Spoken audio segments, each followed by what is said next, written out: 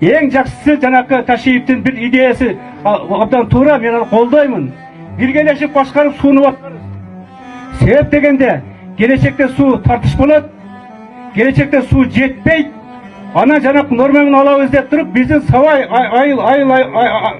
өкіметі су жетпей қалы шықтымал. Ошондықтан біргелешіп контролға залтырған адамдар керек. Мыйзам чегінде, келишим чегінде, ратифицированный документтин чегінде. Бүгін андай жоқ.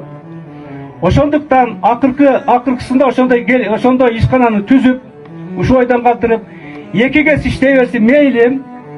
Силерге сууну биз мына жерде баспагы да кылып беребиз. Аларга келип текшерип тургула.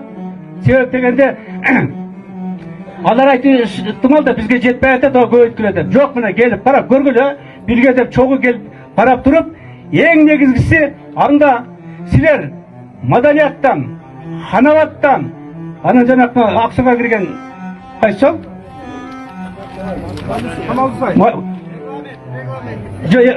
Мен урсат турам. Жана аксыга кербеңге кире турган жери бар, кичинекей. 7 километр, 11 километр.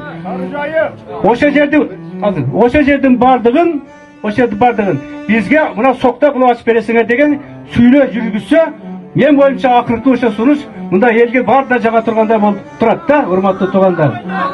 Укканыңарга чоң рахмат.